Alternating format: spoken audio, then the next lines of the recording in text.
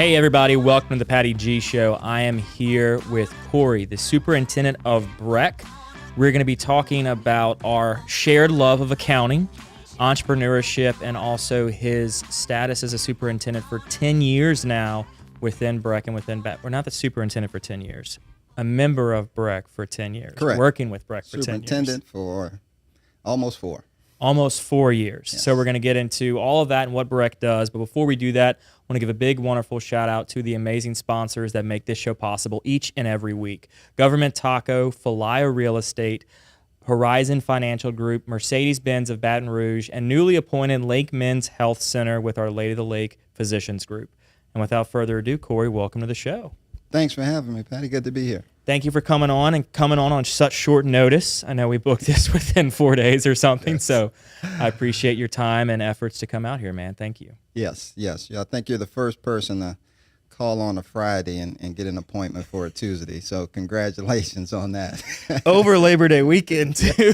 Yes. I think we both had a couple of cancellations that allowed it to happen, but happy to be here. Obviously, it was meant to be then. If you had some cancellations to get right. here, thank you for doing so. So who are you and what do you do?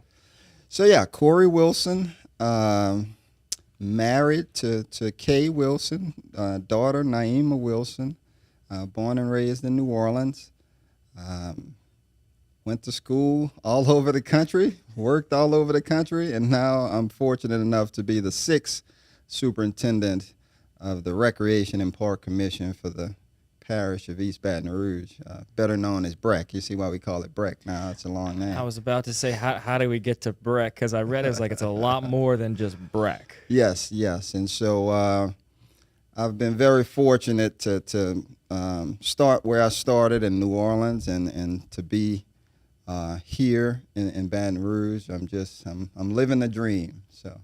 Yeah, and that's quite a dream to live, being involved within the parish and everything that y'all have going on. So how did we get here? Because from my understanding, your background is not in parks and recreation. It's within Correct. Something entirely different. So kind of walk us through from undergraduate on how you kind of got to be where you are. Yeah, so again, even before undergraduate, and I have a 13-year-old daughter now, so some of these conversations are coming back around, but what do you want to be in life type of discussions. And I was from a rough neighborhood in New Orleans, and my mom had me when she was very young, and my dad wasn't around, and just some challenging situations. And I say that to say I wasn't I certainly was exposed to more than maybe some of my counterparts, but still, it was limited exposure in that by the time I was deciding a career, it was doctor, lawyer, or professional athlete, And at one point, I narrowed down the professional athlete, and I was going to be a doctor and a lawyer, because, Double hitter. What else is there to do? But did well in high school and had a counselor who sort of recommended that I go to Morehouse College in Atlanta. Now, I was pretty good in sports, actually. One of my claim to fame is that I was selected as most intelligent and most athletic for my 200-plus class. And so I still hold that as one of my highest achievements. But and so I say that to say I had a scholarship to play football at Southern, but I graduated high school in 92.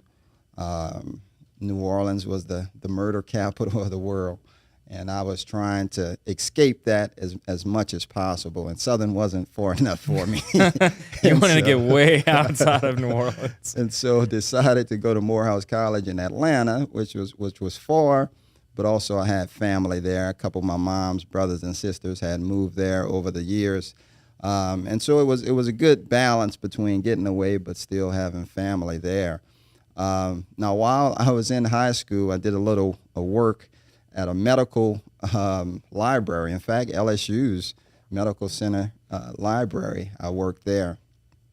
And again, this is how you make decisions in life when you're 15 and 16.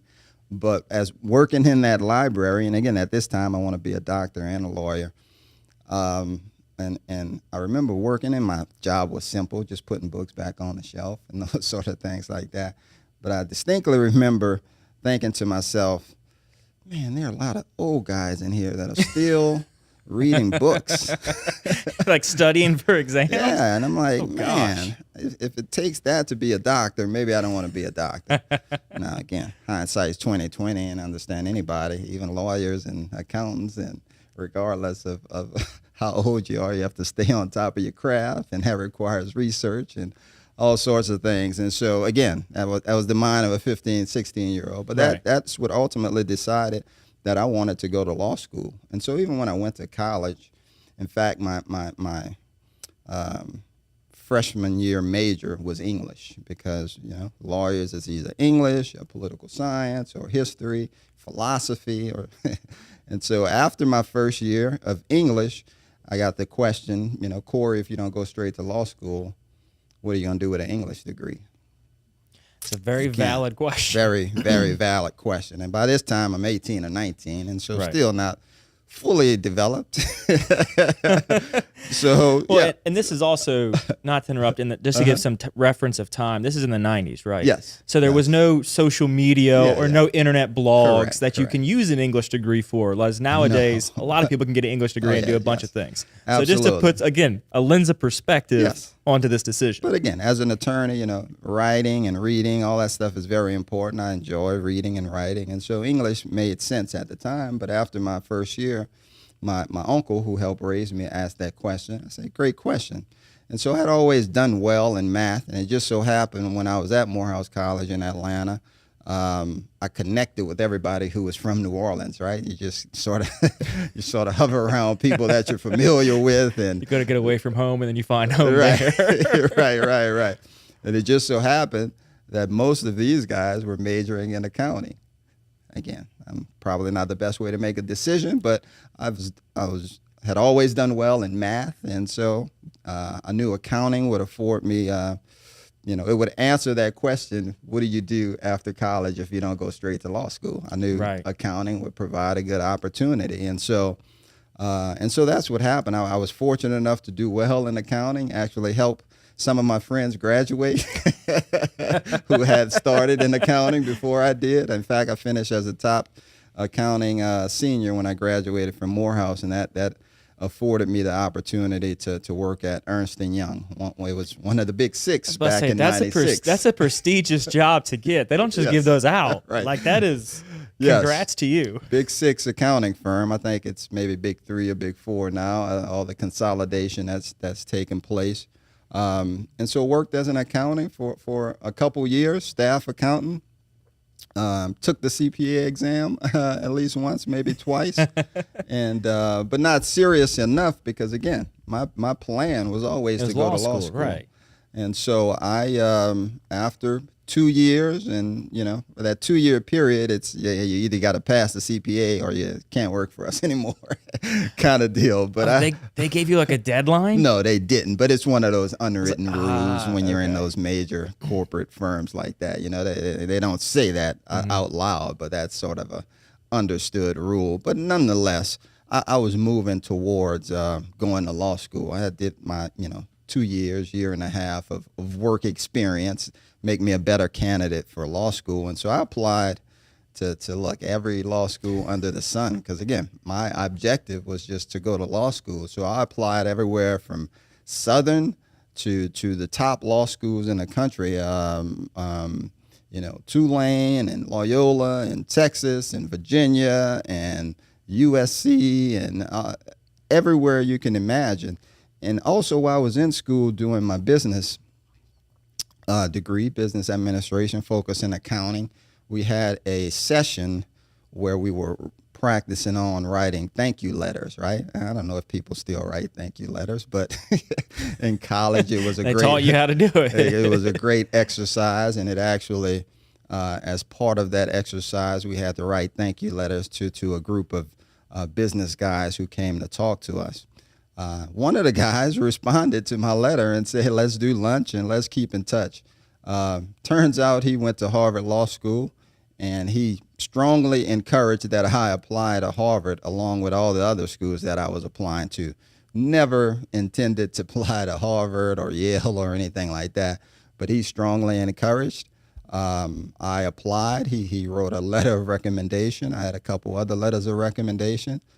Did well enough on the LSAT and was fortunate enough to get into Harvard Law School, along with every other school I applied to, with the exception of the University of Texas. I was put on hold for the University of Texas, but The University of Texas put you on hold? yeah, well, they did call me back after I had accepted at Harvard, and so the lady says, I was like, oh, thank you, but I just accepted, and she was like, oh, what school? And I said, Harvard. She was like, oh, that's a good school. Like, they're okay. Right. You know, Harvard's okay. Nothing compared to University of Texas. Nothing against University of Texas, but hopefully Alabama kills them this weekend. So you're one of the few Louisianans voting hoping Alabama wins. Right. So then I'm fortunate enough to get out of Harvard.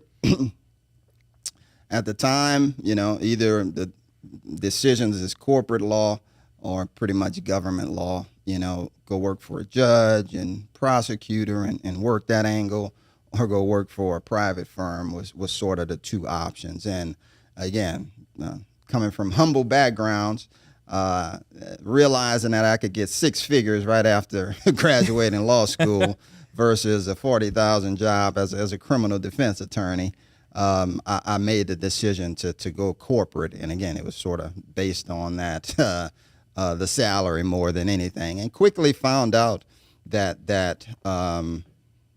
wasn't a passion of mine. Keeping track of my time every 7 minutes and all those sort of things that lawyers are required to do was not working out for me. And then 9/11 hit, and that changed everything, literally. I mean, we can't go to the airport the same way we did before 9/11. And so it literally changed everything, including a lot of things economically. I was okay. I was sort of insulated at the law firm, and I wasn't in jeopardy of losing my job, but I had a couple of friends who were working in DC. In fact, I had a friend who was graduated from Wharton who was working at Accenture, and he got laid off. I had another friend in New York. He was doing some venture capital work. There were no more venture capital dollars after 9/11, and so these guys were like, hey, what are we going to do? And they made the decision to move back to New Orleans and ultimately invited me to join them. The thought at the time when we decided to move back to New Orleans in 2001 or 2002 was that it was a new mayor, business-minded mayor. It was Ray Nagin. Now, he turned out to be, just as bad as all the career politicians. But at the time, he was coming from Cox and it's a business guy. He's not affiliated with anything.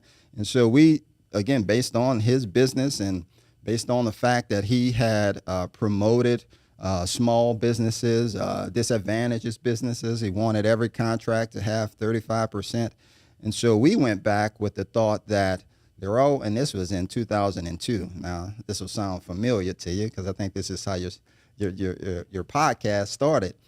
We moved back to New Orleans with the thought process of, okay, they're requiring every contract to have a small local minority firm.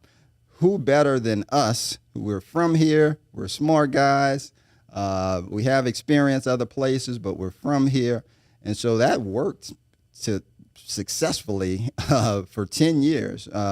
Now, Katrina hit in 2005, and that shaped what we were doing, and we started doing a lot of more FEMA work. But from 2002 to 2012, I was, a full-fledged entrepreneur and was doing quite well. In fact, now I got married in 2008, had a baby in 2009, and by 2012, all the traveling I was doing, chasing FEMA disasters as a consultant, my wife was giving me hints that wasn't necessarily, working out her as a single mom. Right. And so I got enough hints. You never said anything directly, but it was enough hints that when somebody came to me and said, hey, do you see this new job that BREC has? They're looking for someone with business, legal, and government experience. I said, wow, I have my own business. I'm licensed in Texas, and I've been working with FEMA since Katrina. I check all three of those boxes. This was actually in September of 2012, so 10 years ago. But my first question was, wait, tell me this, what's BREC? And so You had no idea what BREC was. I had no idea what BREC was. Again, I moved here in 2008 when I got married, but I still was doing a lot of traveling, and so I Right. wasn't embedded in the community. I was going back and forth from New Orleans, and so the job sounded great, but I had no idea what BREC was. And so fast forward 10 years now, and it's kind of ironic, and like I say, living the dream. I'm fortunate enough to be the head of what I believe is the greatest park and recreation agency in the country. And I so very, very fortunate to be here, but that's how I ended up here. So you then came on as legal counsel to BREC? I did, and so the previous superintendent, Carolyn McKnight, created that job because, prior to me starting in December 2012, I guess the previous 67 years, BREC didn't have in-house counsel. So every agreement we had went out to outside counsel, and look, we have a lot Was of she friends agreements. with your wife? Can you create a job for my husband to keep him here? Maybe she was, but yeah, and so I came on as our in-house legal counsel.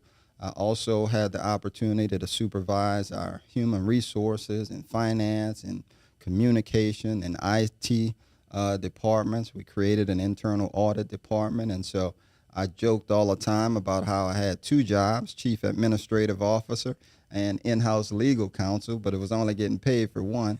I joked about that a lot, but the experience provided me the opportunity that in August of 18, when Superintendent McKnight announced her retirement, it put me in great position, right? Because I had the opportunity to see everything that had been going on for 6 years. And even though I wasn't in charge of the zoo or in charge of golf or in charge of construction, because my position of legal and chief administrative officer, I was still able to see all those areas as well, work closely with the board. And so when it came time, although we had great competition from guys from Texas and Houston all the way to Oakland, California, the commission, because of the relationship we had developed, was confident enough in appointing me the next superintendent. So. Yeah, and I think having somebody who's local to the area, been involved with everything for so long, kind of also makes a better fit geographically, because they can come in and understand what is needed to be done based on the experience they've seen. Yes, and that played a bigger role than you probably can appreciate, especially with the previous superintendent not being from Louisiana, right?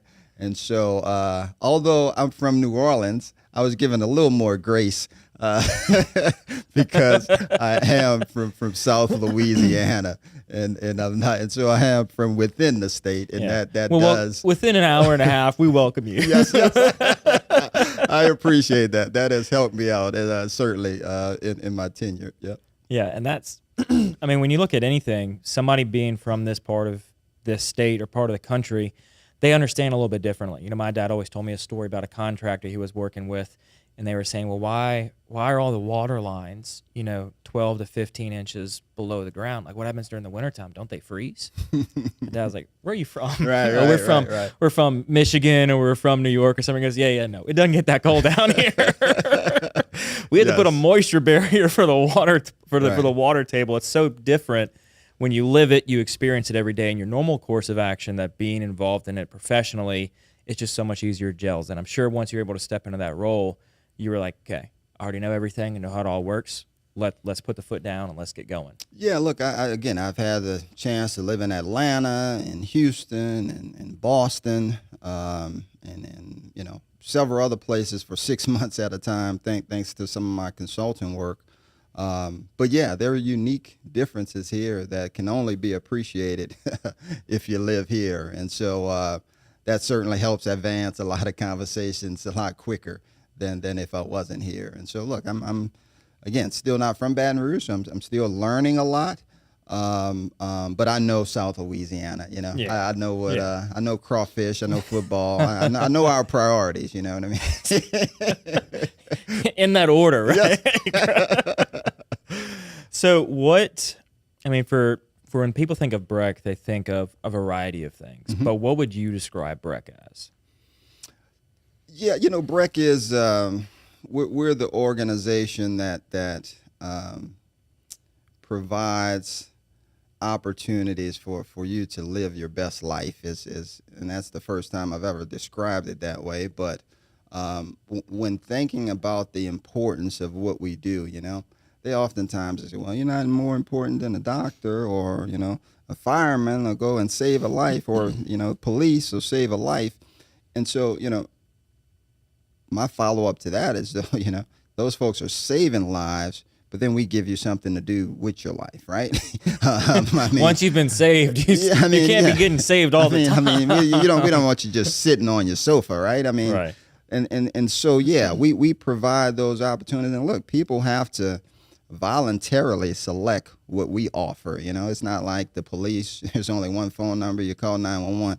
You have to decide that I'm going to spend my time at a park, or I'm going to spend my time at the zoo, or I'm going to spend my time playing golf. And so what we do is as we're competing with businesses. I make no doubt about it.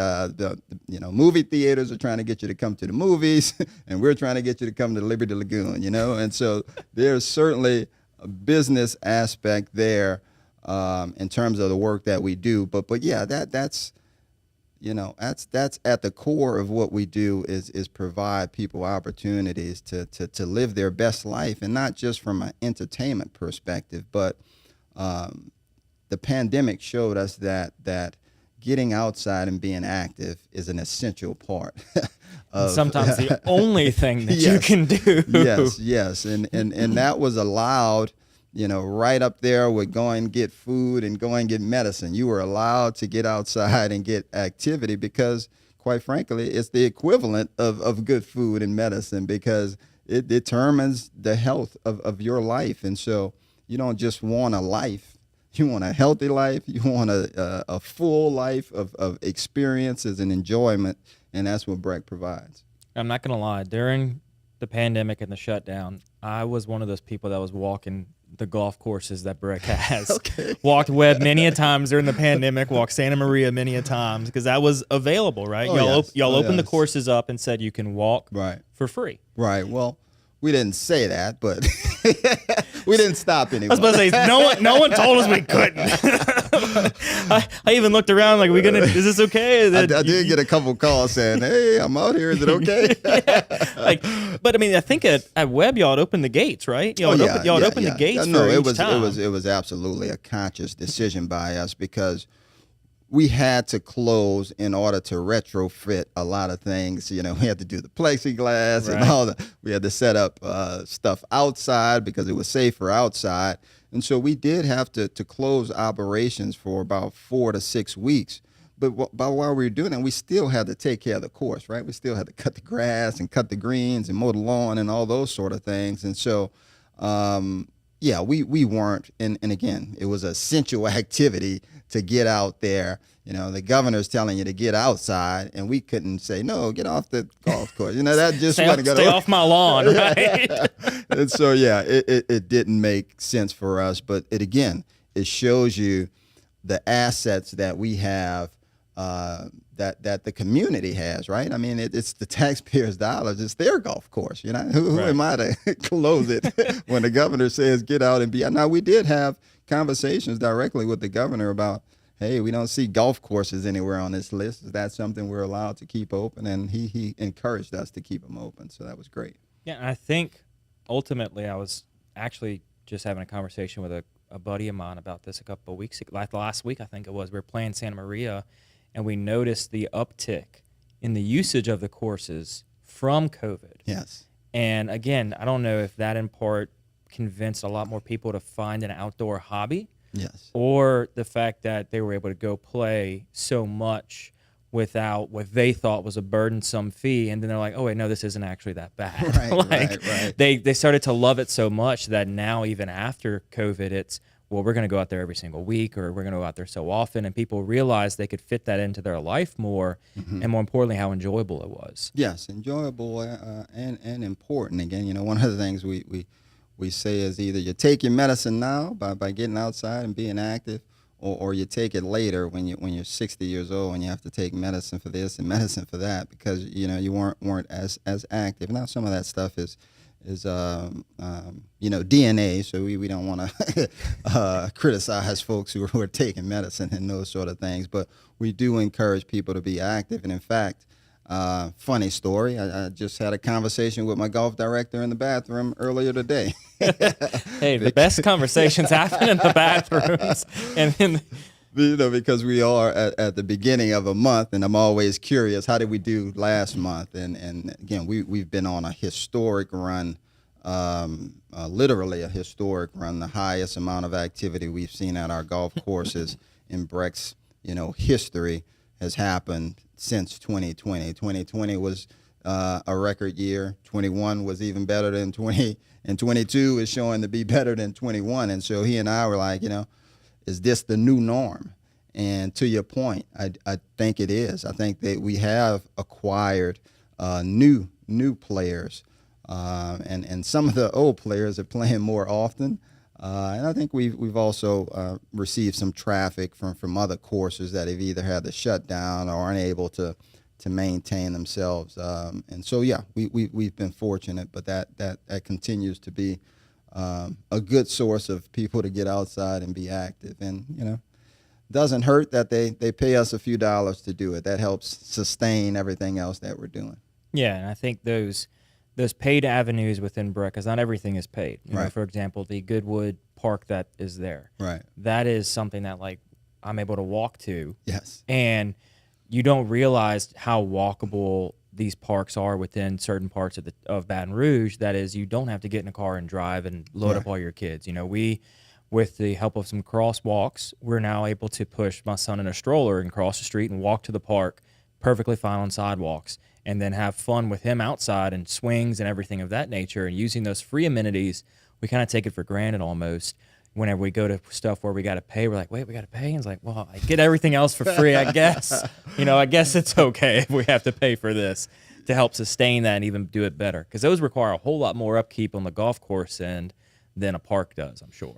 Oh, yeah, and that's where most of your tax dollar goes, too, and I often, it's a challenge to communicate to folks sometimes, because some folks say, hey, I pay my tax dollars. I should play golf for free. I should go to zoo for free. I should go to Liberty Lagoon for free. I should it should be included. I should use your building for free and all those sort of things like that.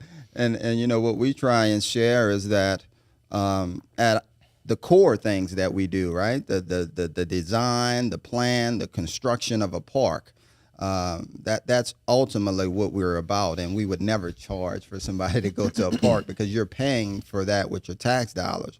But then when we get to other things where we have to pay electricity for, whether it's a facility or whether it's a golf course or whether it's the zoo, things that we have additional expenses for, we try and recover some of that through charging fees that allows us to again, continue to focus on our core mission. And so the fees just allows us to do more. I mean, it's no different than a partnership where you're working with somebody and they may be able to provide something, whether it's a school partnership where we have public access to a track that a school has, or whether it's charging a fee. All of that is centered around how do we provide more opportunities for the public to get outside and be active. So. Absolutely. And on the park front, the Liberty Lagoon is a recent opening, right? When did y'all open up Liberty Lagoon?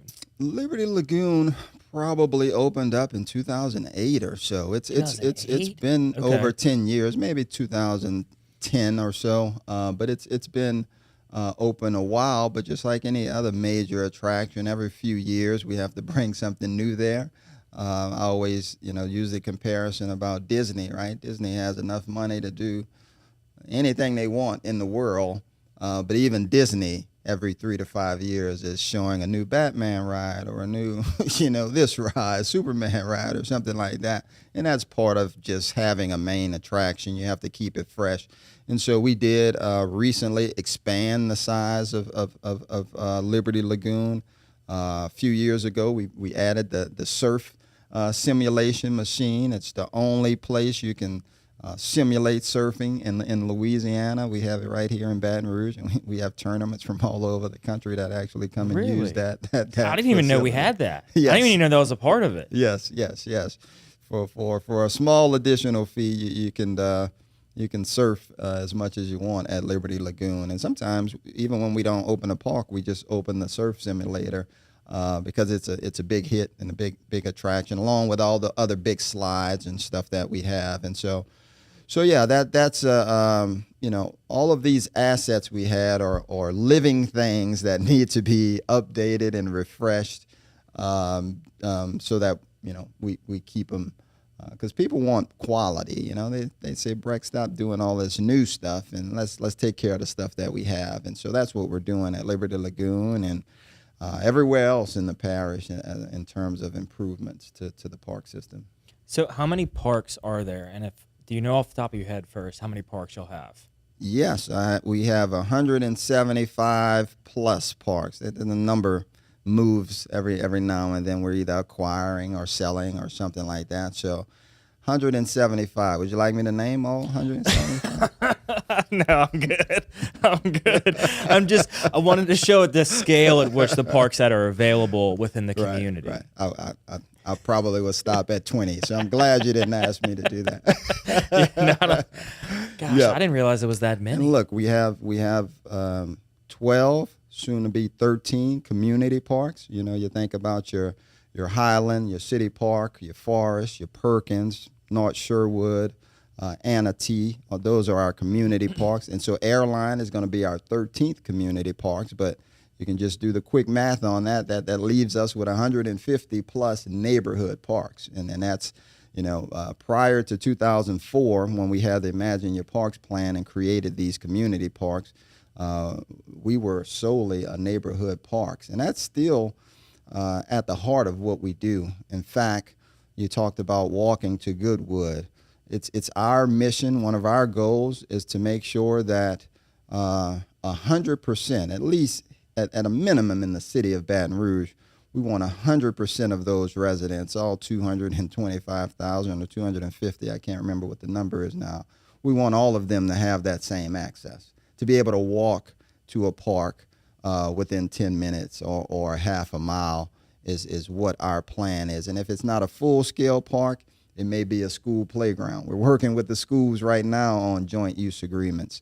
If it's not a school playground, maybe it's a lot that we've purchased and renovated and just cut the grass to make sure that people have green space to go out and relax or exercise or do whatever the case. So that's one of the main things that we're working on as one of our goals. The Trust for Public Land does a ranking, and in 2020 they do a ranking of the top 100 most populous cities, and we're fortunate enough to be in that list with 225,000 in Baton Rouge. I think it makes us maybe the 90-something most populous. We're in the list. City. We're on the list. We're on the list. In 2020, we were ranked 92nd on that list. Last year, we were ranked 72nd on that list, and this year we're up to 67. Now, that's just the city of Baton Rouge. You would think, wow, you have 175 parks. You should be number one on the list. But there are a lot of communities that did a better job before you and I were ever thought about in terms of planning and designing their city to ensure that folks, so San Francisco, Minnesota, they're always, 1 and 2 in terms of all their citizens having access to a park within a half a mile. So we're moving up the list. We're moving pretty rapidly, I would say. I mean, that's within, 3 years, we've gone from 90-something down to 60th? Yeah, 67. Yeah, but we're moving, and so that is one of the goals we have. And again, that's just not to move up a list, right? That's to provide folks. That's just a tangible number that we can say we've got improvement. That you have, right? And that's how we measure it. You're right. That's how we measure it. But we know how important it is for folks to be able to do that. We talked about health. But there are so many other things. Education, folks don't think about parks for education, but when a kid is playing, whether he's climbing up, the monkey bars, or whether he's playing with a group of kids he's never met before. They're developing important social skills and how to get along with folks and all sorts of things. They're learning all of that stuff. You say you live around Goodwood. We know that the property values around a well-maintained park increase as a result of a park. Think about a golf course, right? Yeah. We cut the grass every day there. That's why the That home grass is the prices best grass in the whole block. Right. So those are other benefits outside of just health and wellness. We know an active park is a safe park, right? Criminals aren't coming around lately, I wouldn't put anything past criminals now.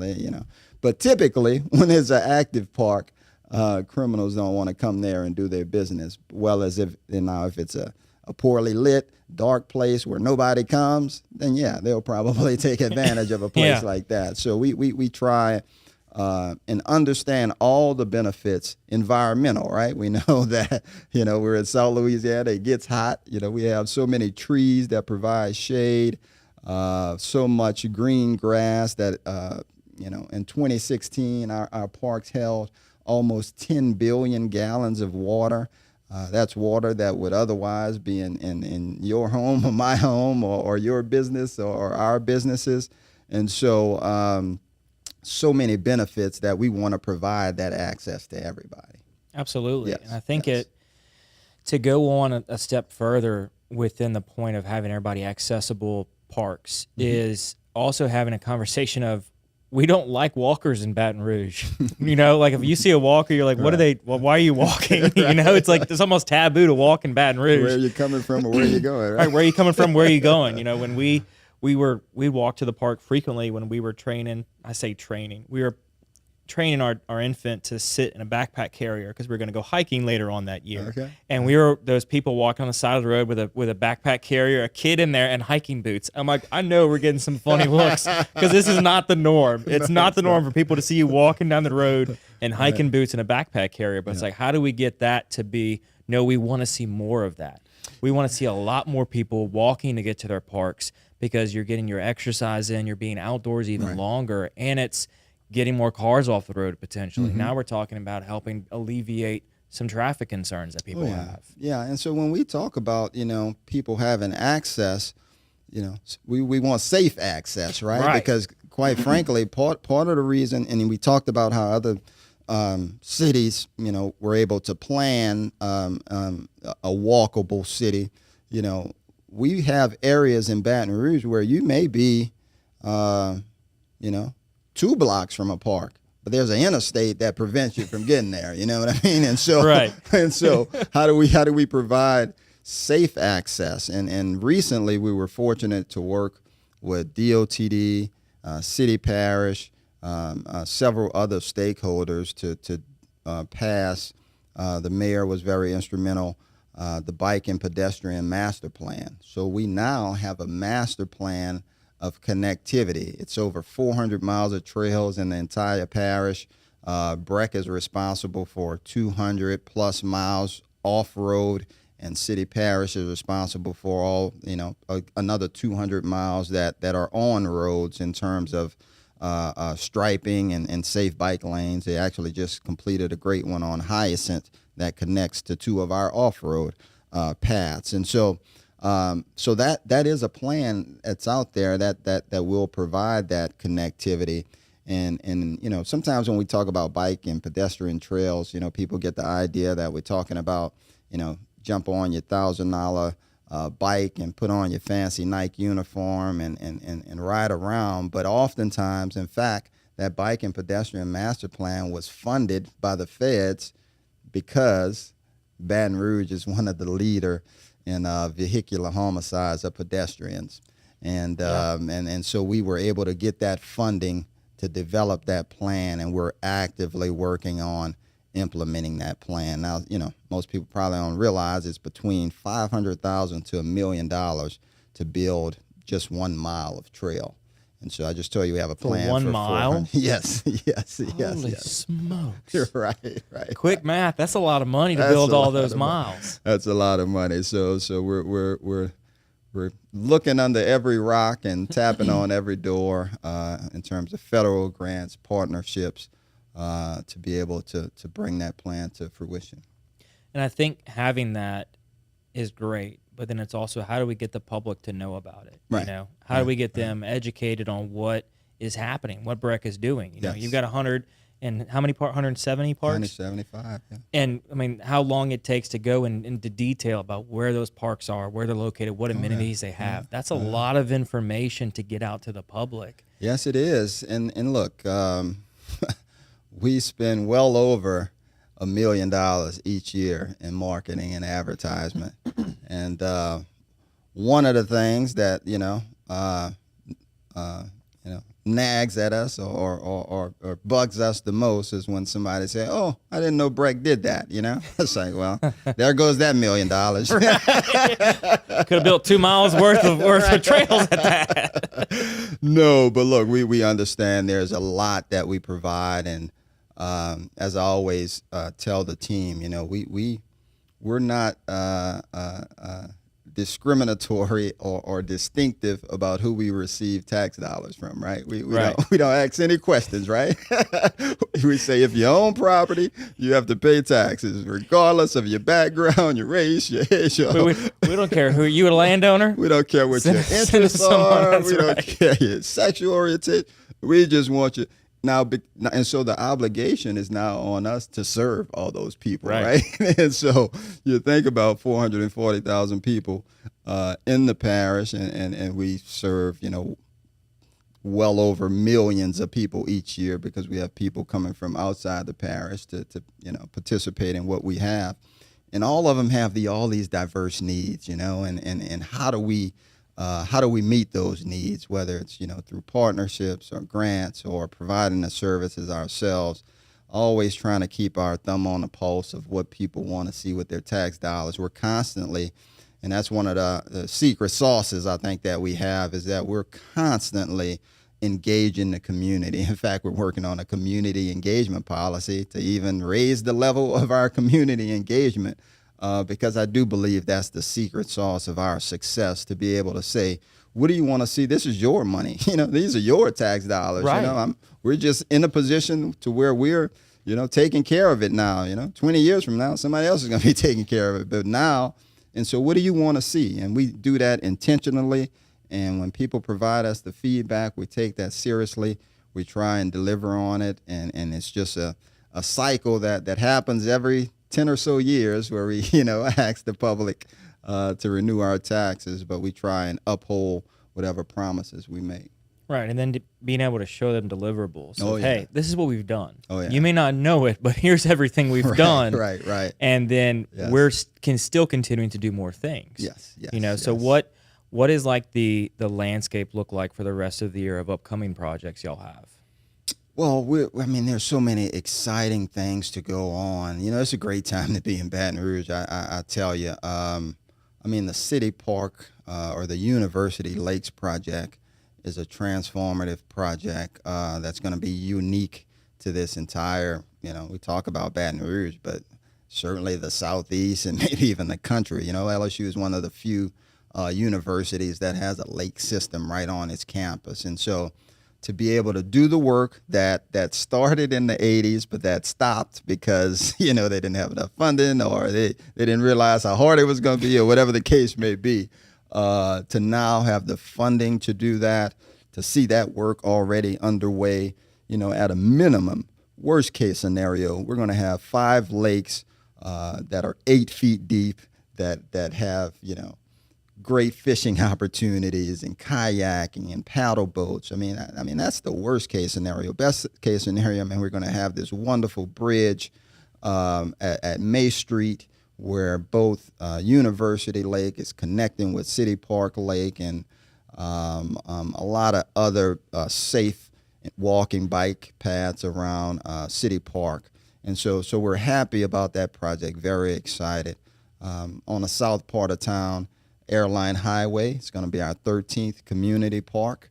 We're going to have a a bunch of pickleball courts there. That's one of the fastest. Pickleball is like growing recently. Oh yeah, it's one of the fastest growing sports in the country, and Of like all ages. yes, all ages, and we get constant requests for more pickleball courts. We've transformed several courts, several tennis courts across the parish. Underutilized tennis courts. I make sure I say that before the tennis folks get mad at me. But yeah, Taking away our tennis courts. and so and, you know, Airline, as I mentioned earlier, was one of those parks that held a lot of water.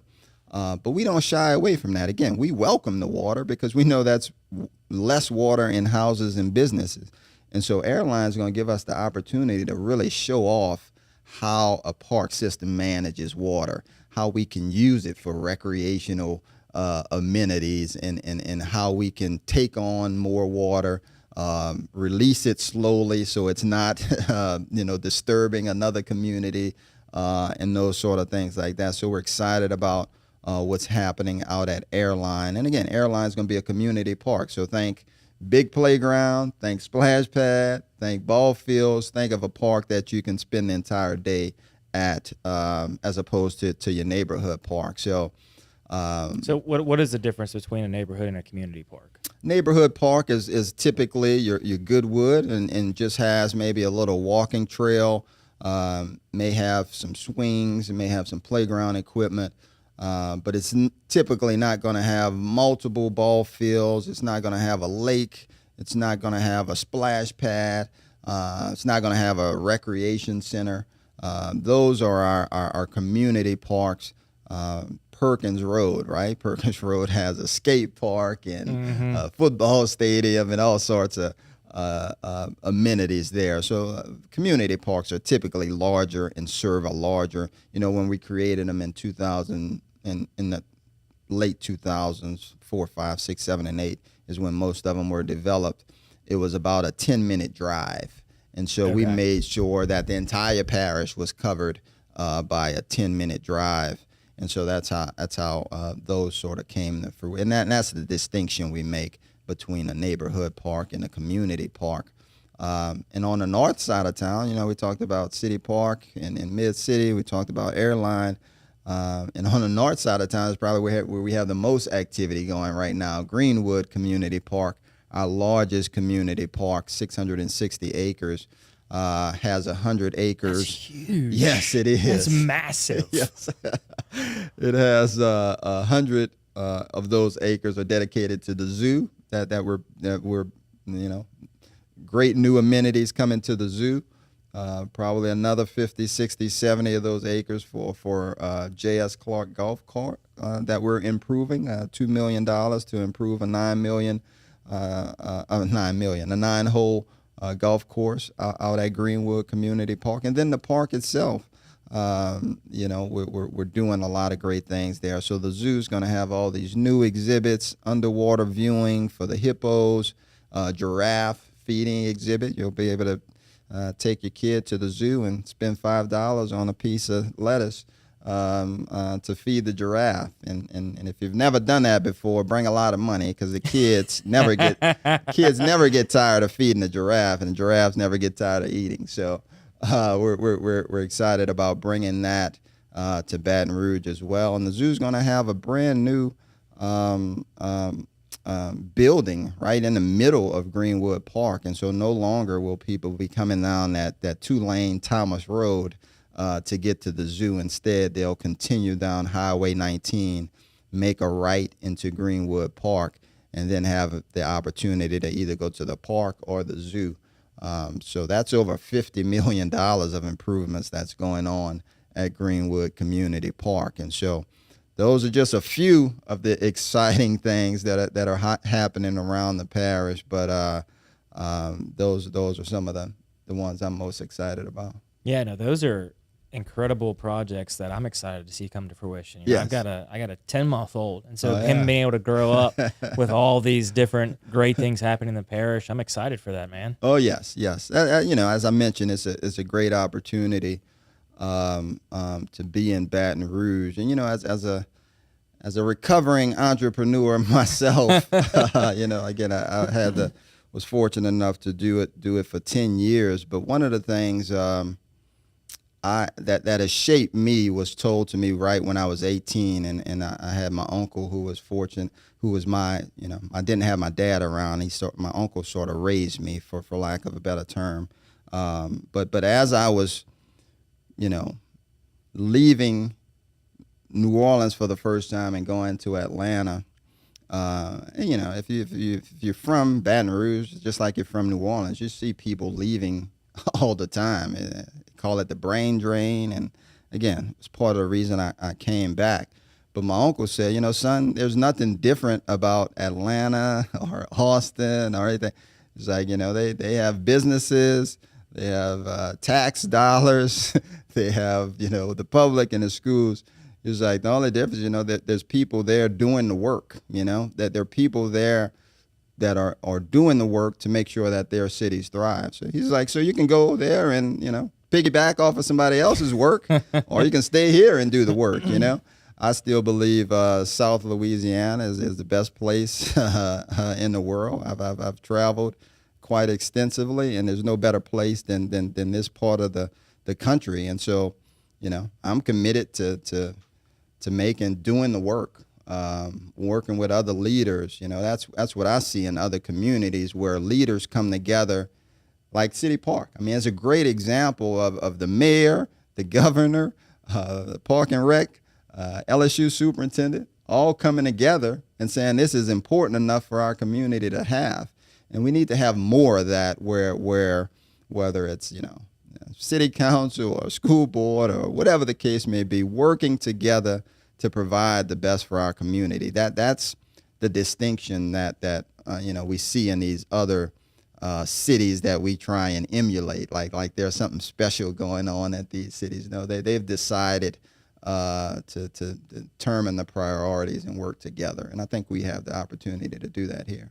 Absolutely. Yes. I think we're well on the way to do that. Yes, absolutely. It's one of those things you can go to Austin and be a small fish in a big pond, or you can stay here in Baton Rouge and be just a bigger size fish, maybe not a big fish, but a larger fish in a smaller pond. But Baton Rouge is a great community. I'm glad that my family's here, for sure. Absolutely. So as we kind of start to wind down the show, we have a set list of questions we like to ask every guest. Okay. The first one is, what is something you did as a kid you wish you could still do today?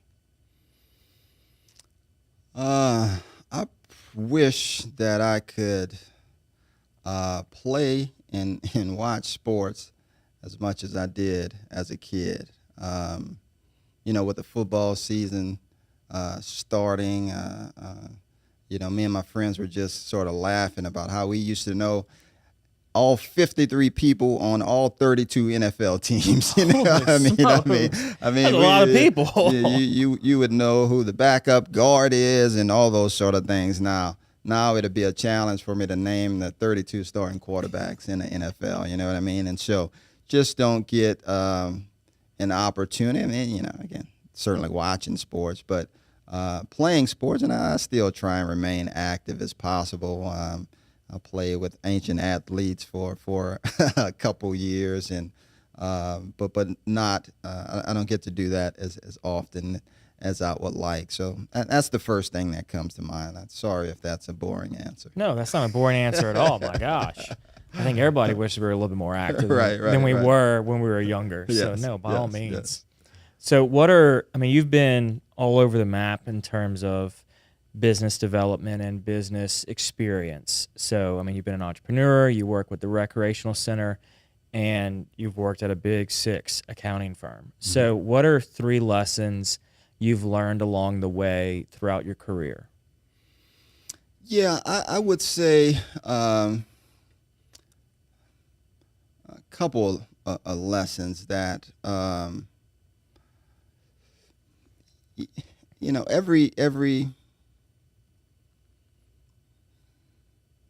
well, a couple of things. One, and I say this a lot of times, there's nothing new in this world, very rarely. There may be things new to you, right?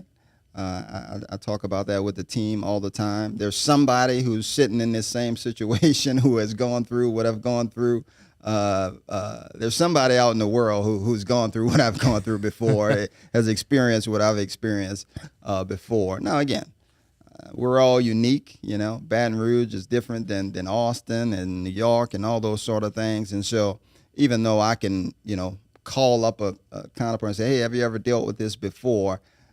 To our earlier point, I still know there's a different way it needs to be presented here in South Louisiana. But that's sort of the first lesson is not to be overwhelmed with something that's new to you. There's nothing new in the world. It's just stuff that's new to you.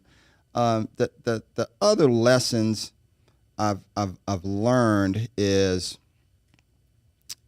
we talked about it a little bit off camera that it's okay to change your mind when presented with new information.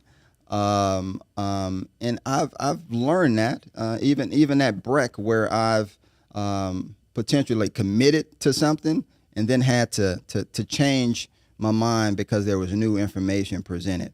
And so then you sit between, do I change my mind and appear as a flip-flopper, but I'm doing what I think is correct based on the information I have, or do I stick to my guns just to show that I'm committed to sticking to my guns? And I've always believed that it's better. There's never a bad time to make a right decision. If there's something we should have done 2 years ago that we're just doing now, that's fine. As long as we make the right decision eventually. And sometimes you need additional information. Now, you're never going to have all the information to make a decision, and sometimes you need to make a decision. But I would, one of the lessons is it's okay to change your mind with presented with different information. And the last one is probably the most important one is to find something you're passionate about and to do that as hard as you can and let everything else take care of itself. Earlier I talked about some of the immature decisions I made.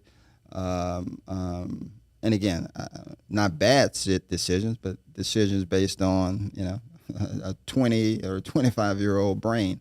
And I talked about how I made the decision between corporate and criminal, right?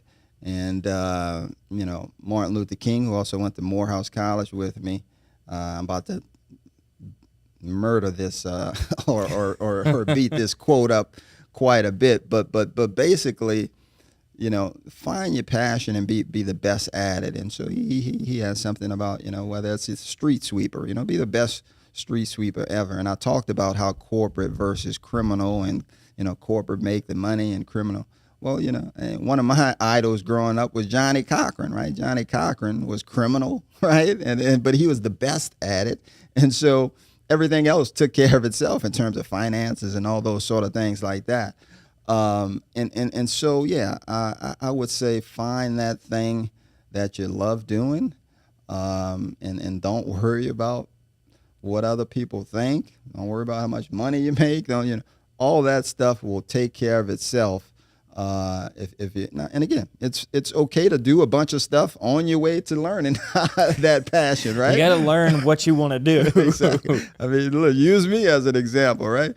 English major, accounting major, worked at an accounting firm, went to law school, worked at a corporate firm, was an entrepreneur, and now I'm doing government business, right? And so you did them all. Somebody will say, you never, what is your passion, Court? I do now know that what I do now, I'm very, very passionate about, because it satisfies a bunch of different things that motivates me. And I never talked about how I had limited options.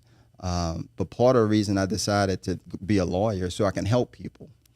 And now, just think about it, I'm in a job where I help millions of people, right? Versus being an attorney, you're just helping your one client at that one time, and maybe you set a precedent for other people out in the community. But I have the ability to help as many people as I do. I'm able to use my accounting and business and legal, all that stuff, in the park system. You know, I told you I was most athletic, and so I really love the athletic aspect of what we do in terms of parks and recreation. So it's I grew up playing on a park, and if it wasn't for me growing up on that park, I wouldn't be sitting here, because it provided the confidence that I have, and it showed me how to not be socially awkward and meet other people, and it showed me how to lose gracefully and how to win humbly and not brag and all those sort of things like that. And so, you know, when I just reflect back on all of that and see where I'm at now, I mean, there's no other place I'd rather be. And so took me a while to get here, but glad I'm here. And that's, you know, a bit of advice I would share with anyone out there. Absolutely. And then combining your first and your third, it's okay for your passions to change over time. Oh, yes. You know, Yes, they can yes, shift. yes. And at the time, you may be passionate about one thing, but it's Right, okay to shift right, over right. time to something, again, with that new information. Yes, So that's yes. incredible. The work is required, though. You know, the social media has allowed people to think that there are a lot of quick wins or quick hits, or this is how you make quick money, or this is how you do that. But you know, right? We talked about your journey of working at a kitchen table and working in your backyard. I mean, there's a journey, and if you put the work in, if you put enough hours in, you begin to separate yourself from the rest of the group. So right. And then they may not see you until you've already reached that next level. Nobody sees the work. That's the trouble, right? Right. I mean, in part, that's kind of what I love about the show is you can go back to 19 when we first started and see that progression of where the show's gone, which is kind of a unique element of what we have within the show, is that we can go back that far and we've recorded all this stuff. All this stuff's out there. And so it's then how can you document in a way over time people can see, okay, no, it didn't just happen overnight. It took them 5, 10, 15 years to get to where they are now. There is no secret sauce. There is no overnight success. You know, I love using the phrase, the best overnight success was 10 years in the making. Yes. All those sleepless nights, those countless hours you put in perfecting whatever it is you're doing, not everybody's going to see that. They're only going to see that end result. And so it's having conversations like this of, you know, the projects that BREC's doing, the time it's taking to complete these projects is all part of getting to that end goal of enjoyment and people furthering their mental, their physical health within these facilities. But it takes time. Yes. And we've got to be patient within that. Yeah, and you have to do your part and do the work and put yourself in a position so when an opportunity happens, you're able to put that work and that opportunity together. You know, people talk about luck and all those sort of things, but you have to put the work in because there is going to be an opportunity. Right. And if you're not ready for the opportunity, you could be the quote unquote luckiest person in the world. But if you weren't building to that position where you can accept it or start working in that way, it's moot. You know, there's nothing you can do about it. You're going to need a few breaks along the way. You know, I went to Morehouse because a counselor told me I should go to Morehouse. I went to Harvard because, you know, somebody told me I should go to Harvard, and I went to BREC because somebody called and said you should work at BREC, and I got to be the superintendent because my predecessor retired. But again, all along I was doing things to put myself in a position that if something like that happened, the opportunity to go to Morehouse, I got the grades to get in. If the opportunity for Harvard presented itself, I did well enough in college to get in. And so you always have to do the work because you never know what the opportunity is going to be. Right. You weren't sitting down, you know, waiting for someone to say, you should go here. And by the way, here's your acceptance letter. You were busting your butt every single day, making sure that if given the opportunity, you were ready to go. Yes. And so, again, you may not even be doing your passion right now, but do whatever you're doing to the best of your ability because it's going to provide other opportunities that hopefully leads to your passion. Absolutely. Yep. So what do you love about Baton Rouge? All I love about Baton Rouge, everything that's South Louisiana.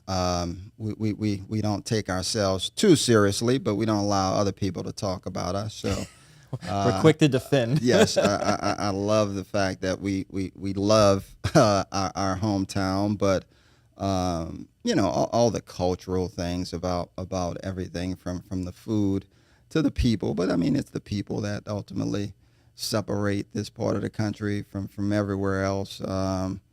we go through a lot, but then we help each other a lot. That was pretty frustrating a little bit, when we went through the whole COVID-19, because, I've seen people who, wade through miles of water to go and help someone that they don't even know. But then when we got into the COVID-19, we didn't even want to wear a mask to help out folks. And so I didn't quite understand some of that. And that was a little bit frustrating, because I know as a people, we generally care about each other. But everything from the music to the food to the people, the events, I wouldn't rather be anywhere else, And again, I like to think I have an opportunity to go wherever I want to go. You're putting yourself in the position to be ready. Yes. Opportunity comes exactly. knocking. I have an opportunity to live anywhere I want to in the country, and quite frankly, in the world. But I choose to be here because of the work that we're doing, the community. My daughter loves her school. We love our neighborhood. My wife loves her job. I love my job. Everything is here. And again, talk about the next 5 to 10 years, we're going to see a lot of great things happening here in Baton Rouge. So it's a good place to be. Absolutely. Yeah. I'm here for it. I'm not going anywhere. All right. Good. So for the final question, what can I do to help you? Well, if you can just share some of the information that you learned today, whether it's how much a trail costs, or how many parks we have, or all the great things that we're doing, and why people should remain here in Baton Rouge. Let people know. Again, my background is business more than it is parks and recreation. And so as the team knows, I'm all about business deals and partnerships, and how can we work together to provide the community what they need. And so as you work on a show about local entrepreneurs and businesses, if there's any opportunities where somebody else's mission crosses with BREC's mission, we'd love to partner with them, because we firmly believe that we can do more with more. Seems pretty simple, but the more resources we have through partnerships, we can help other local small businesses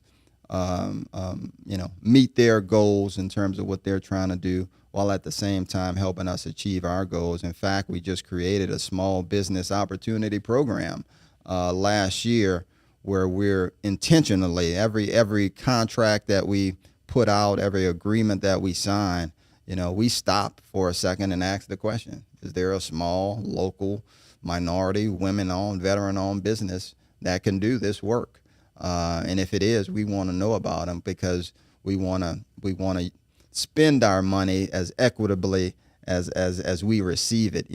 Baton Rouge is East Baton Rouge Parish it's about 45 in terms of black and white, and then you have a small percentage of Asian and Hispanic, and we want to be reflective of that in everything we do, from the way we spend our dollars to who we hire to how we serve people and who we serve. And so if you can help me get that word out, I appreciate it. We'll do what we can. All right. What is the best place for people to go and find out more information about BREC? Yeah, our website, www, is that too many W's? Or 3 W's, .brec.org. Pretty simple. We are working on revising it, but there's tons and tons and tons of information. Everything from the programs that we're offering, that whole partnership. We had a call for partnerships where we're looking for people to submit proposals to us. You can find that on the website. You can find our financial statements, our audits, and then you can find out about who's on our board, upcoming projects, all sorts of things. You can find out about which parks in your neighborhood, what events are going on in your neighborhood. All that is at brec.org. And I'd be remiss if I didn't mention to follow us on Facebook, Twitter, as well as Instagram. And maybe even Snapchat and TikTok too. I can't. It's hard for me to keep up. There's so many different platforms. Yes. Well, thank you so much for coming on the show, Corey. I really appreciate your Thank time. you for having me. And I'm glad that we were able to get this connected and we were all able to kind of sit in this room and have a conversation. There's a lot more to come, but I'm glad we're able to at least get this thing started, man. Thank you. We're working on the same thing, trying to keep folks here in Baton Rouge. So absolutely, I appreciate the work that you're doing, and thanks again for having me. You are more than welcome, and thank you everybody else for watching or listening to the show. I really appreciate it. I know the guests do as well. If you are in Baton Rouge, or maybe you're curious about what the recreation centers look like here, go check out their website, BREC.org. We're going to be linking them in the show notes and on social medias as well. So be sure to follow them and check out everything that they've got going on. And if you're not even aware if there's a park within where you live, go to their website. Look at what they've got. I mean, it's 170 plus parks. There's so much out there for people to do within the communities. There's no reason why you should be sitting at home saying there's nothing to do here. There's a lot to do here. And if you don't know about it, go educate yourself and figure out what there is around you and just be outside some more. So thank y'all so very much for listening to the show. This has been the latest episode of the Patty G Show. And thank you to the amazing people and businesses in the community that make this show possible, where you're going to hear a little bit more about them right now. Sell your home for a $399 flat fee with Falaya. No, seriously. Falaya will list your home on the MLS and help you get all the way to the closing table for as little as a $399 flat fee. Our online platform is insanely easy to use and will save you thousands. If you're thinking about selling your home in 2022 and want to keep more of your hard-earned equity in your pocket, you need to check out Falaya. Falaya, real estate reimagined. Thank you all so very much for listening to this episode of the Patty G Show, brought to you by Government Taco. They're located on the corner of Government Street and Jefferson Highway. Jay is always slinging up a new taco of the month, so if you're a frequenter to Government Taco, let us know in the comments what you thought about this month's taco of the month. If you're not a frequenter, maybe trying out this month's taco might just convert you. Big thanks over to them at Government Taco for making the Patty G Show possible. Imagine taxiing on a plane looking toward the end of the runway. It seems so far away, it's even hard to see it. And that's what the concept of retirement probably felt like when you were in your 20s, 30s, and 40s, way far in the distance, not visible or even a concern. But as you turn 50, something happens. Retirement suddenly seems like something real, something not too far away. In your 50s, you are rolling down the runway. Retirement is getting closer and closer, faster and faster, weeks and months zipping by. But are you even ready for a successful takeoff to retirement? Fear not, there's still runway left. But the time is now. Time to make progress and time to get a plan. The Runway Decade will help you get organized, get energized, and give you the direction you need to take off to your desired retirement. The Runway Decade, building a pre-retirement flight plan in your 50s.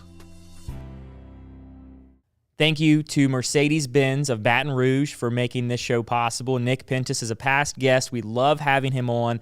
Listening to him talk about the culture they have over at Mercedes-Benz of Baton Rouge is really an incredible thing to hear. How they treat not only their employees, but every customer that walks through the door. You are more than just a number to them. They're going to give you that white glove concierge service every step of the way. They're going to make you feel like family and take what can be a stressful time in people's life, shopping for a car. They're going to make it so enjoyable and so pleasurable. You're going to want to go back there time and time again for every new vehicle. Thank you so very much for Mercedes-Benz of making this show possible. Thank you to our wonderful sponsor, Lake Men's Health Center with Our Lady of the Lake Physicians Group.